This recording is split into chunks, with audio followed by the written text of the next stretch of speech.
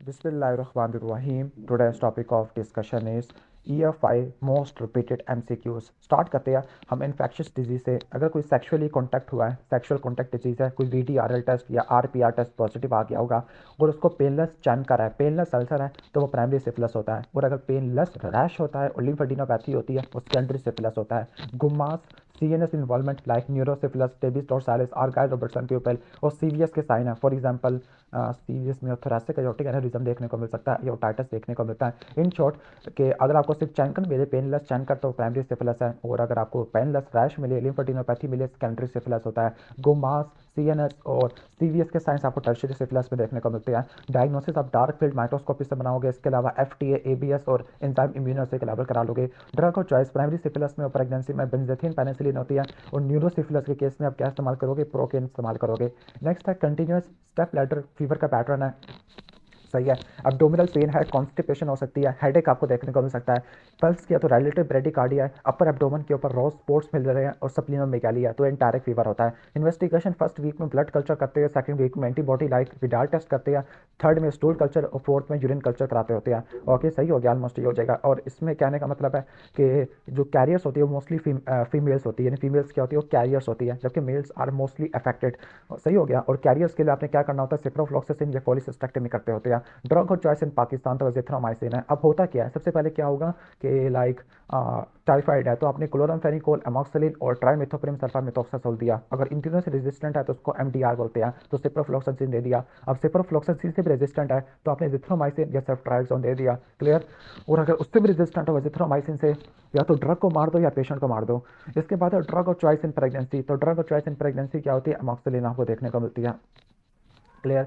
इसके बाद है कि अगर हाई ग्रेड फीवर है, इरेगुलरली स्पाइकिंग फीवर है, irregularly that means intermittent fever होता है, लाइक जो फेल्सिपारम का फीवर होता है वो रोजाना होता है। अगर आपको हर तीसरे दिन फीवर देखने को मिले, टर्शियन मिले, तो वो होता है प्लाज्मोडियम वाइवेक्स होवेल में। और हर चौथे दिन पे देखने को मिले तो प्लाज्मोडियम मलेरिया ही होता है। और सबसे ज़्यादा इंक्यूबेशन पीरियड प्लाज्मोडियम मलेरिया ही का ही होता है। राइगर्स और चिल्स है, एनीमिया है, जॉन्डस है, टेंडर हिपैटो सप्लीनोमेगाली है और CNS की मैनिफेस्टेशन है, लाइक सेरिब्रल मलेरिया होगा, कॉन्शियसनेस कम हो जाएगी, ठीक हो गया। ब्लैक वाटर फीवर भी हो सकता है। तो ये मलेरिया का पॉइंट होता है। अब इसको डायग्नोस बनाने के लिए आप थिक और थिन जिम्सा स्टेनिंग करते होते हैं, इसको रोमानॉस्की स्टेन भी कहते हैं। कॉम्प्लिकेशन क्या होती है? सेरिब्रल मलेरिया है या ब्लैक वाटर फीवर हो सकता है या मैसिव सप्लीनोमेगाली हो सकती है क्रॉनिक मलेरिया में, ठीक हो गया। अब ड्रग कौन सी होती है मलेरिया में, ये नहीं बताया हुआ। अब प्लाज्मोडियम वाइवेक्स और ओवेल, इनको तो ठीक करने के लिए हम क्या करते होते हैं, लाइक आपको पता है कि हम क्लोरोक्विन देते हैं और साथ में प्राइमाक्विन भी ऐड कर देते हैं। अगर फेल्सिपारम है, अनकॉम्प्लिकेटेड है, तो क्लोरोक्विन से तो रेजिस्टेंट होती है, वो तो यूज़ करने का फायदा ही नहीं है, तो हम क्यूनिन इस्तेमाल कर सकते हैं। क्यूनिन के साथ डॉक्सीसाइक्लिन है, या फिर हम क्या कर सकते हैं,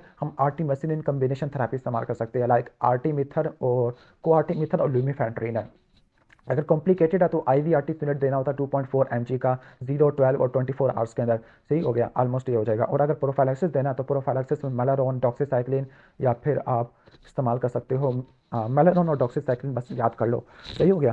इसके बाद सेवरेज वर्कर है, वेटरनरी डॉक्टर है, रैट यूरिन से इन्फेक्टेड वाटर पी लिया है, हाई ग्रेड फीवर, जॉन्डस और ओलिगोयूरिया, यानी फीवर के साथ एक्यूट किडनी इंजरी हो जाए और लीवर की इन्वॉल्वमेंट हो तो लेप्टोस्पायरोसिस होता है।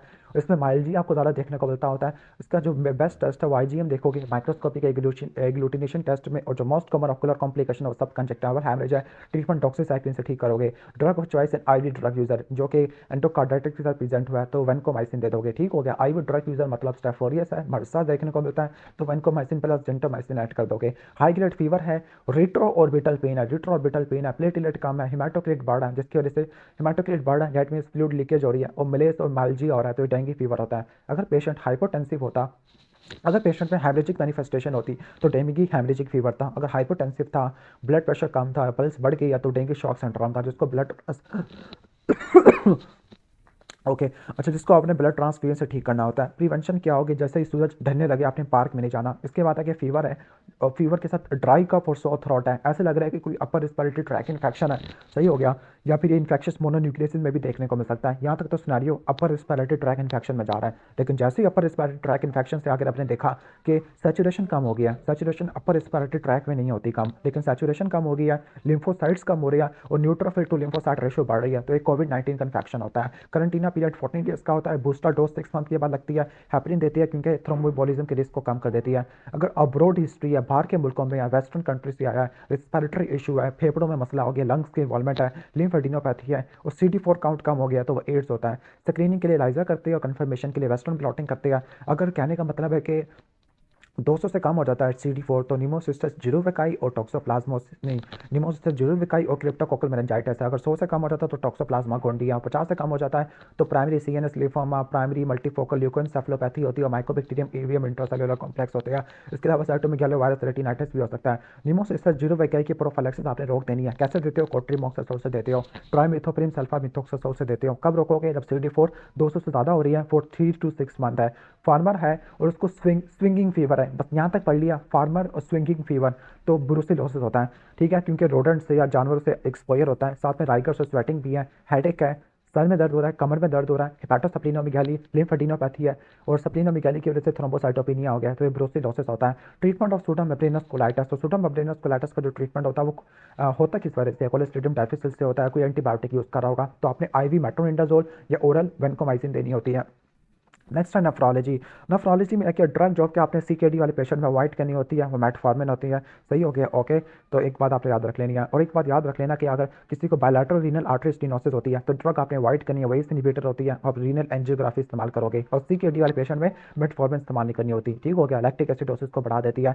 अगर सोर थ्रोट की हिस्ट्री या 4 से लेकर 6 हफ्तों के बाद आपको कोला कलर्ड यूरिन देखने को मिल रहा है तो पोस्ट स्ट्रेप्टोकोकल ग्लोमेरुलर नेफ्राइटिस होता है। और 3 से 4 दिनों के बाद कोई रिस्पिरेटरी या GI इन्फेक्शन हुआ और उसके बाद आपको कहने का मतलब है हिमाचूरिया हो रहा है तो वो IgA नेफ्रोपैथी होता है। IgA नेफ्रोपैथी को बर्जर डिजीज भी कहते हैं। AKI और CKD को डिफरेंशिएट करने के लिए अल्ट्रासाउंड किडनी करते हैं, तो अगर किडनी का साइज कम हो जाए तो वो CKD होता है। Don't forget investigation of choice for nephrologist on the non contrast CT scan होता है और यही नॉन कंट्रास्ट CT स्कैन आप किस में करते हैं? ब्रेन के लिए भी करते होते हैं। फ्रैंक हिमाचूरिया है और हिमोप्टिसिस है। हिमाचूरिया और हिमोप्टिसिस तो ये पल्मोनरी रीनल सिंड्रोम है, तो एक गुड पाचर सिंड्रोम हो सकता है। एंटी-GBM एंटीबॉडी होती है। वैगनर के अंदर अपर रिस्पिरेटरी ट्रैक इन्वॉल्वमेंट है, लाइक सैडल नॉस हो सकता है, ओटाइटिस मीडिया हो सकता है, सोर थ्रोट हो सकता है, लोअर रिस्पिरेटरी ट्रैक इन्वॉल्वमेंट होगी लाइक निमोनिया है और क्रिसेंटी ग्लोमेरुलर नेफ्राइटिस देखने को मिलेगा। इंडिकेशन फॉर डायलिसिस तो जब करते हैं जब आपको एंड स्टेज रीनल डिजीज देखने को मिलती है, लाइक एंड स्टेज कब कहते हैं? जब 15 ml से कम हो जाती है। 15 ml पर मिनट 1.73 मीटर स्क्वायर है। और इसमें क्या क्या इंडिकेशन होती है? निमोनिक है, मारूफ, मेटाबॉलिक एसिडोसिस, ए से क्या हो जाएगा? एनीयूरिया आ जाएगा, आर से रेजिस्टेंट हाइपरकैलेमिया, यू से यूरेमिक एन्सेफेलोपैथी और पेरिकार्डाइटिस और एफ से फ्लूइड ओवरलोड आ जाएगा।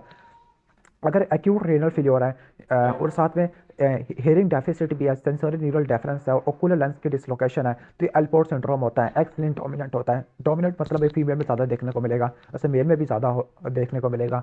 सही है, क्योंकि मेल में तो एक ही एक्स होता है लेकिन फीमेल में 2 एक्स होते हैं। अच्छा, क्लिनिकल बायोकेमिस्ट्री पे आ जाते हैं। अगर ECG पे हाइपर एक्यूट T वेव मिल रही है, हाइपर एक्यूट या टाल टेंटेड T वेव है, इसके बाद आपको क्या होता है कि P वेव गायब हो जाती है, QRS कॉम्प्लेक्स की वाइटनिंग आपको देखने को मिलती होती है और लास्ट में आपको क्या देखने को मिलता होता है?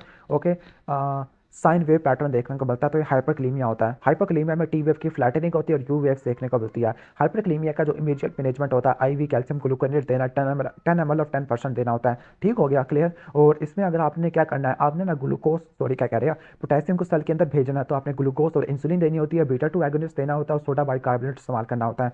और आपने क्या करना है, पोटेशियम का बॉडी से बाहर निकालना है, तो क्या क्या इस्तेमाल करोगे? पोटेशियम का बॉडी से बाहर निकालने के लिए आप फ्यूरासिमेट दे दोगे, रिजोनियम दे दोगे या हीमोडायलिसिस कर दोगे। मेटाबॉलिक एब्नॉर्मैलिटी इन पाइलोरिक स्टेनोसिस या हाइपोट्रोफिक पाइलोरिक स्टेनोसिस में या गैस्ट्रिक आउटलेट ऑब्स्ट्रक्शन में, तो इसमें hypokalaemic, hypochloraemic, hypocalcaemic, metabolic alkalosis with paradoxical acidity देखने को मिलता है। Treatment of hyponatraemia to prevent cerebral oedema, तो हाइपोनेट्रीमिया में अगर सेरेब्रल एडीमा को प्रिवेंट करना है तो फ्यूरासिमेट देंगे और 3% हाइपरटोनिक नॉर्मल सलाइन होता है। और एक बात याद रख लेना कि अगर आपने हाइपोनेट्रीमिया को बहुत जल्दी ठीक कर लिया, 10 मिलीमोल के यूनिट से ठीक करना होता है, अगर आपने बहुत जल्दी ठीक कर दिया तो ऑस्मोटिक डिमाइलिनेशन सिंड्रोम होगा। ओके, सही हो गया? इसमें can not walk, can not talk, यानी चल भी नहीं सकता, डिसआर्थरिया देखने को मिलेगा। और अगर हाइपरनेट्रीमिया को बहुत जल्दी ठीक कर दिया तो सेरेब्रल एडीमा करवा देगा। नेक्स्ट है first line drug for type 2 diabetes, तो वो कौन सी होती है? मेटफॉर्मिन होती है। क्लियर? इसका मैकेनिज्म ऑफ एक्शन क्या होता है? इंसुलिन की सेंसिटाइजेशन को बढ़ा देती है, ग्लूकोज की अपटेक को बढ़ा देती है, यूटिलाइजेशन को बढ़ा देती है। मेटाबॉलिक एब्नॉर्मैलिटी इन DKA, तो DKA में क्या होता है? हाइपरकैलेमिया होता है और आपको हगमा देखने को मिलता है। हाई 9 गैप मेटाबॉलिक एसिडोसिस होता है। और क्या कॉज होते हैं हाई 9 गैप मेटाबॉलिक एसिडोसिस के? मेथनॉल पॉइजनिंग, यूरीमिया जो कि CKD में या AKI में हो सकता है। ठीक है, इसके अलावा अल्सिलैक्टिक एसिडोसिस है, D से DKA आ जाएगा, पी से आपका आ जाता है लाइक पैराल्डिहाइड है, आइसोनियाजाइड की टॉक्सिसिटी है, लैक्टिक एसिडोसिस है, एथेनॉल है, और सैलिसाइलेट्स है जो कि लेट पॉइजनिंग करवाती है। Fluid of choice in case of T के तो डेक्सट्रोज सलाइन होता है, वैसे बुक्स नॉर्मल सलाइन भी लिख देती है। डेक्सट्रोज आपने जब ऐड करना होता है जब ग्लूकोज 250 से कम हो जाता है तो आपने 150 ml पर आवर की ड्रिप चला देनी है। Best screening test for diabetic nephropathy, तो एनुअल टेस्ट कराना होता है, लिपिड प्रोफाइल को हर 5 साल बाद कराना है, लेकिन जो एनुअल टेस्ट कराना है डायबिटिक नेफ्रोपैथी में वो आपने माइक्रो एल्ब्यूमिन यूरिया को देखना होता है, और उसके अलावा आप यूरिन एल्ब्यूमिन क्रिएटिनिन रेशियो करा लोगे, 30 mg से ज़्यादा होती है, और माइक्रो एल्ब्यूमिन यूरिया 30 to 300 होता है। ठीक हो गया। और माइक्रो एल्ब्यूमिन यूरिया को जब ठीक करना है जब ये स्टेज 3 पे होता है। आई एग्जामिनेशन है, डायलेटेड आई एग्जामिनेशन है, ये भी हर साल कराना होता है फॉर रेटिनोपैथी है। लिपिड प्रोफाइल हर 5 साल बाद कराना होता है। फूड की एग्जामिनेशन अल्सर के लिए करनी होती है। Increase plasma insulin level with normal level of C peptide, okay, insulin का लेवल ज़्यादा है लेकिन सी पेप्टाइड नॉर्मल है। और हाइपोग्लाइसीमिया था, तो इसका मतलब है इसने बाहर से कोई इंसुलिन ले लिया है। अगर कोई अंदर से कोई इंसुलिन वाला कोई ट्यूमर होता तो सी पेप्टाइड का लेवल भी ज़्यादा होता। इन्वेस्टिगेशन फॉर थायराइड डिजीज तो टी एसिड के लेवल्स होते हैं। सेकंड लाइन आपकी क्या होती है, फ्री T4 होती है। स्क्रीनिंग टेस्ट फॉर एडिशन, तो सुबह 8 बजे का सीरम कोर्टिसोल लेवल करा लोगे। और कंफर्मेशन टेस्ट क्या होता है, सिनेक्थिन टेस्ट होता है। सिनेक्थिन टेस्ट में 250 माइक्रोग्राम ACTH देते हैं और कोर्टिसोल के लेवल को और ACTH के लेवल को मॉनिटर करते हैं। ड्रग और चॉइस फॉर फियोक्रोमोसाइटोमा तो वो फिनॉक्सीबेंजामीन होती है, फॉलोड बाय बीटा ब्लॉकर है, और इसके बाद आपने सर्जरी कर देनी है। बीटा ब्लॉकर आपने शुरू में नहीं देने होते। पोस्टमार्टम हैमरेज है, पोस्टमार्टम पिट्यूटरी नेक्रोसिस है, एमिनूरिया है, लैक्टेशन नहीं करवा पा रही, और हाइपोपिट्यूटरिज्म के साइंस है, तो शीहान सिंड्रोम होता है। ओके, अगर किसी को पिट्यूटरी है और आइस की प्रॉब्लम है, पिट्यूटरी का ट्यूमर है और आइस की प्रॉब्लम है, डाइट मीन्स कि बाइटेम्पोरल हाइमिनोपिया है, ये तो एक्रोमेगाली में हो सकता है। इसके अलावा आपको प्रोलैक्टिनोमा में देखने को मिलता है और क्रेनियोफेरेंजियोमा में देखने को मिलता है, तो आपने MRI करानी है। सही हो गया। ओल्ड मैन है, डेट में सेक्रीफाइसेस क्लोज हो चुके होंगे। लार्ज स्पेड लाइक हैंड है, ऑयली स्किन है, बाइटेम्पोरल हेमिनोपिया है, लार्ज नोज, जा है, प्रोगनेथिज्म है, कोई स्पेशल फीचर है। आपको हाइपरटेंशन भी आपको देखने को मिल सकती है, कंजेस्टिव हार्ट फेलियर देखने को मिल सकता है, डायलेटेड कार्डियोमायोपैथी देखने को मिल सकती है, तो एक्रोमेगाली होता है। फर्स्ट लाइन आप IGF-1 कराते हैं और कंफर्मेशन के लिए ग्लूकोज टॉलरेंस टेस्ट कराते होते हैं। और ट्रीटमेंट के अंदर क्या करते होते हैं, ट्रीटमेंट में ट्रांसफिनाइडल सर्जरी है। इसके अलावा हम ऑक्ट्रियोटाइड, लेनरियोटाइड, पैगविस्टोबैंड इस्तेमाल कर सकते हैं। इसके बाद साइकियाट्री है, साइकियाट्री में कोई अल्कोहल है उसमें कैन आ गया, कैन और रिवर्सिबल है। कन्फ्यूजन एटेक्सिया निस्टैग्मस है, और रिवर्सिबल है तो वन लीकेज एंसेफेलोपैथी होती है। अल्कोहलिज्म के लिए जो मार्कर इस्तेमाल होते हैं वो गैमा ग्लूटामाइल ट्रांसफेरेज है, AST है, और CBC में MCV होता है। कोर्स ऑफ साइकोसिस इरिवर्सिबल होता है, मेमोरी बोटर ट्रॉफी होती है, शॉर्ट टर्म मेमोरी लॉस होता है, कॉन्फेबुलेशन होता है, पैथिक कोमा डेथ देखने को मिलता है। ड्रग और choice for bipolar disease, bipolar disease में डिग फास्ट होता है, डिस्ट्रैक्टिबिलिटी, इंटरेस्ट, ओके, और जी से क्या होता है, ग्रैंडियोसिटी समझता होता है। F से फ्लाइट ऑफ आइडियाज होता है, A से एक्टिविटी बढ़ जाती है, S से स्लीप काफ़ी कम हो जाती है, और टाल क्रिएटिवनेस होता है। सही हो गया। तो और साथ में आपको अल्टरनेशन मिलती है डिप्रेशन की, तो बाइपोलर होता है। बाइपोलर में अगर मेनिया को ठीक करना तो लिथियम और TC ऐड कर दोगे, और एंटी डिप्रेशन सॉरी अगर डिप्रेशन को ठीक करना तो एंटी डिप्रेशन दे दोगे, साथ में मूड स्टेबलाइजर भी दे दोगे, अदरवाइज वो मेनिया में ना चला जाए। मूड स्टेबलाइजर में आपकी वेल्प्रोइक एसिड और लैमोट्रिजिन होती है, और ओलाजापिन और रिस्पाइरिडोन भी इस्तेमाल करते होते हैं। सही है। और जब भी लिथियम स्टार्ट करवानी है तो लिथियम के क्या साइड इफेक्ट होते हैं, हाइपोथायराइडिज्म होता है, नेफ्रोजेनिक डायबिटीज इंसिपिटस होता है, ट्रेमस होता है, तो आपके TFT और RFT के लेवल आपने जरूर करवाने होते हैं। अब ड्रग और टेस्ट फॉर अल्जाइमर डिजीज और रिवर्स्टिकबिन, गैलेंटामिन होती है, मिमेंटीन होती है, डोनिपेजिल होता है। डिप्रेशन के लिए SSRI होता है। ऑब्सेशन है, कंपल्शन है, लाइक बार बार हाथ धो रहा है, किसके हाथ में जरासीम है, और परफेक्शनिस्ट है तो वो OCD होता है। OCD में आपने क्या करनी है, कॉग्निटिव बिहेवियर थेरेपी देनी होती है। इसमें मैंने बताया था R से है रिस्पॉन्स प्रिवेंशन, A से एनालिटिकल ओरिएंटेड थेरेपी, और M से क्या मॉडलिंग है, और SSRI देना होता है। फिजिकल एक्सप्रेशन ऑफ स्ट्रेस और इमोशन, इसके स्ट्रेस और इमोशन है लेकिन उसको ऐसे एक्सप्रेस कर रहे हैं अनएक्सप्लेनेबल सिम्टम्स है जिनका कोई ऑर्गेनिक काज नहीं है, तो सोमैटोफॉर्म डिसऑर्डर होता है। लाइक पेशेंट कहता है कि अगर मुझे कोई कैंसर है, COVID-19 है, तो हाइपोकॉन्ड्रिकल डिसऑर्डर है। अगर मल्टीपल अनएक्सप्लेनेबल डिसऑर्डर है तो उसको सोमेटाइजेशन डिसऑर्डर कहते हैं। अगर पेशेंट कहता है कि मुझे न्यूरोलॉजिकल डिसफंक्शन है तो वो होता है डिसोसिएटिव कन्वर्जन डिसऑर्डर, जिसको हिस्टीरिया कहते हैं। उसमें लाबेली इंडिफरेंस आपको देखने को मिलता है। मुनचेसन सिंड्रोम या फैक्टिशियस डिसऑर्डर में क्या होता है, फिजिकल साइंस नहीं होते। मुनचेसन सिंड्रोम में एक ही कंप्लेन के साथ पेशेंट डिफरेंट हॉस्पिटल में जाता होता है, और फैक्टिशियस में इसका कोई प्राइमरी गेन होता है। वैसे फैक्टिशियस और मुनचेसन को एक ही बोलते हैं, सॉरी। और मिलिंगरिंग में आपको प्राइमरी गेन देखने को मिलता है, जबकि फैक्टिशियस में या मुनचेसन सिंड्रोम में क्या होता है, जो होता है ना मेन पर्पस क्या होता है, सिक रोल अपने आप को दिखाना। Sudden loss of neurological function है लेकिन कोई एक्सप्लेनेबल नहीं है, और लाबेली इंडिफरेंस है, पेशेंट अपैथिक होता है अपने सिम्टम्स के बारे में। डिसोसिएटिव ब्लाइंडनेस और एमनीजिया है, फिट्स भी आ जाते हैं, सूडो कन्वर्जन भी इसमें आती है। तो सॉरी सूडो हेलुसिनेशन भी होती है, तो उसको डिसोसिएटिव कन्वर्जेंट डिसऑर्डर या हिस्टीरिया बोलते हैं। Repeated attacks of severe symptom, repeated मतलब पैरोक्सिस्मल होते हैं, और इसमें आपको hyper ventilation, chest pain, palpitation, tachycardia देखने को मिलता है, और रेस्पिरेटरी एल्किलोसिस हो जाती है, fear of dying from MI या स्ट्रोक होता है। और ऐसी प्लेस को अवॉइड करना जहाँ पर जो क्राउडेड होती है, जहाँ से स्केप करना बड़ा मुश्किल होता है। Fear of crowded large public spaces, agoraphobia कहते हैं, तो सारा पैनिक अटैक में देखने को मिलता है। इसमें आपने बैक ब्रीथिंग रखनी होती है। सोशल फोबिया में क्या होता है, स्पेसिफिक इवेंट से रिलेटेड होता है। नेक्स्ट है शिज़ोफ्रेनिया के सिम्पटम्स बता रहे हैं। पॉजिटिव में आपके auditory hallucination, broadcasting of thought है, कंट्रोल फीलिंग, इमोशन एक्ट आ जाता है, और तीसरा डिलीवियन आ जाता है। जबकि नेगेटिव सिम्पटम में पुअर सेल्फ केयर है, कैटाटोनिया है, ब्लंटेड इफेक्ट है, एलर्जिया, एवोल्यूशन, और आपको ऑटिज्म देखने को मिलता है। तो शिज़ोफ्रेनिया के पॉजिटिव और नेगेटिव सिम्पटम बता दिया है। ट्रीटमेंट ऑफ चॉइस क्या होता है, एंटीसाइकोटिक होता है, फर्स्ट जनरेशन और सेकंड जनरेशन होती है। फर्स्ट जनरेशन D1 ब्लॉकर होती है, D2 रिसेप्टर को ब्लॉक करती है, ठीक है। फर्स्ट जनरेशन में आपको मैंने बताया था क्लोप्रोमाजिन और हैलोपेरिडोल। सेकंड जनरेशन में ओलेंजापिन, क्लोजापिन, रिस्पेरिडोन होता है। मोस्ट कॉमन कॉम्प्लिकेशन जो फर्स्ट जनरेशन की वजह से होती है वो न्यूरोलेप्टिक मैलिग्नेंट सिंड्रोम है। इसके अलावा पार्किंसन हो सकता है, किनेसिया हो सकता है, एक्यूट डिस्टोनिया हो सकता है, कार्डियक डिस्काइनेसिया हो सकता है। और डिलीरियम के अंदर क्या होता है, डिलीरियम के अंदर आपको एक्यूट टॉक्सिक कन्फ्यूजन देखने को मिलती है, सही हो गया, रियल हेलुसिनेशन भी देखने को मिलती है, और साथ कोई एसोसिएटेड क्लिनिकल कंडीशन होती है। नेक्स्ट है फॉर्मिकेशन है, और मियोसिस और यूफोरिया। मियोसिस आपको देखने को मिलता है ओपियाइड्स की पॉइजनिंग में, जबकि मिल्ड्रियासिस आपको देखने को मिलता है कोकीन की पॉइजनिंग में होता है। और ओपियाइड की ओवरडोज में आपने अल्फा 2 ऑर्डिनेंस इस्तेमाल करने हैं, लाइक लोफेक्साडिन और क्लोनिडीन है।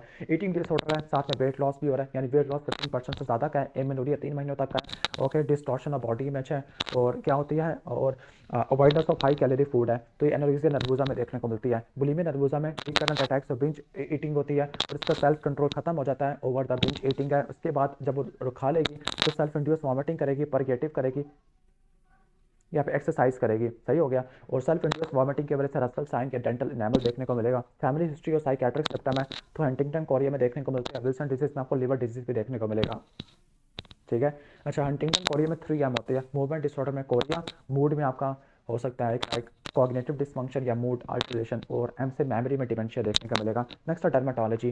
4 पीज है, पर्पल प्लूराइटिक पॉलीगोनल पैप्यूल है, विकम्स ट्राया है, व्हाइट लाइन्स होता है, म्यूकस फिर लाइकन प्लेनस होता है। स्टीरॉइड दोगे ट्रीटमेंट के तौर पर, और ये IBD से एसोसिएटेड होता है। निकोल्सकी साइन पॉजिटिव है, किन किन कंडीशन में होता है, पेम्फिगस वल्गारिस में होता है, स्टेफाइलोकोकल स्काल स्किन सिंड्रोम में होता है। इसके अलावा टॉक्सिक एपिडर्मल नेफ्रोलाइसिस और स्टीवन जॉनसन सिंड्रोम में होता है। फ्लैक्सिड बुले है, और ऑटोइम्यून डिजीज है, कैप्टोपिरस से और पेनिसिलिन से प्रेसिपिटेट हो जाता है, तो ये पेम्फिगस वल्गारिस होता है। बुलस पेम्फिगॉइड में निकोल्सकी साइन नेगेटिव होता है, बुले टेंस होते हैं, और इडियोपैथिक होता है।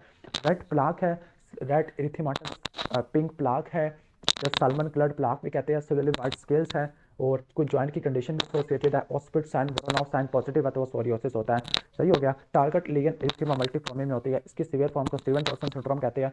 और स्टीवन जॉनसन सिंड्रोम में कितना सरफेस एरिया इन्वॉल्व होता है, आई थिंक 10% तक होता है। और इसके बाद अगर 30% से ज़्यादा का हो जाए तो हम इसको बोलते हैं टॉक्सिक एपिडर्मल नेक्रोलाइसिस बोलते होते हैं, clear. Pemphigus vulgaris autoimmune condition होती है। स्किन डिजीज स्पायरल डेफिशिएंसी नहीं होता है, क्रॉनिक डायरिया होता है, तो डर्मेटाइटिस हेपेटिफॉर्मिस होता है, पैपिलोवेसिकुलर इरप्शन होती है next surface of forearm. Dermatitis herpetiformis होता है, ट्रीटमेंट ऑफ चॉइस क्या होता है, डेप्सोन होता है। इंटर डिजिटल इची रेड कैप्यूल है, रात को वॉर्स हो जाता है, फैमिली मेंबर्स में भी पॉजिटिव है, के बीच में होता है। टॉपिकल परमेथ्रिन और ओरल आइवरमेक्टिन देनी होती है, और आपने इसके माइट्स को या इसके अंडों को केवल प्रिपरेशन के अंदर देखना होता है। Last resort in case of acne vulgaris, तो लास्ट रिजॉर्ट होता है ओरल आइसोट्रेटिनोइन होता है। जब भी स्टार्ट करवानी है तो आपने LFTs को मॉनिटर करना है, ट्रैक्स कराने होते हैं, लेवल मॉनिटर, सही हो गया। इसके अलावा आपने और क्या कराना होता है, लाइक 2 प्रेगनेंसी टेस्ट कराने होते हैं, क्योंकि टेराटोजेनिक होती है। Drug use for tinea capitis, तो उससे स्टामिक ड्रग है, ओरल ग्लिसोफिलिबिन और टर्बिनाफिन है। बाकी ऑल टीनिया इन्फेक्शन के लिए टॉपिकल ड्रग्स है, लेकिन टीनिया कैपिटस में और माइकोमाइकोसिस में सिस्टामिक ड्रग इस्तेमाल करते हैं, ओरल ग्लिसोफिलिबिन और ओरल टर्बिनाफिन है। कॉजेटिव एजेंट ऑफ अराइसेपिलास डर्मिस और लिम्फेटिक इन्फेक्शन को बोलते हैं। अराइसेपिलास और सेलुलाइटिस दोनों स्ट्रेप्टोकोकस पायोजिन की वजह से होता है, जबकि स्टेफ ऑरियस फोलिकुलाइटिस फ्रंकल कार्बंकल एम्पैटिको की वजह से होता है, ठीक है। ब्लीडिंग कम्स विटामिन सी की डेफिशिएंसी की वजह से होते हैं। विटामिन सी आयरन के एब्जॉर्प्शन को बढ़ा देता है। अब ओबेसिटी बताया हुआ नॉर्मल BMI आपको 18.5 से लेकर 24.99 तक होता है। अगर 25 से लेकर 30 होता है वो ओवर वेट है, 30 से लेकर 35 होता है वो ग्रेड 1 है, 35 से लेकर 40 है तो ग्रेड 2 है, और 40 से ज़्यादा होता है वो मॉर्बिड ओबेसिटी है, ग्रेड 3 है। Best of luck for prof.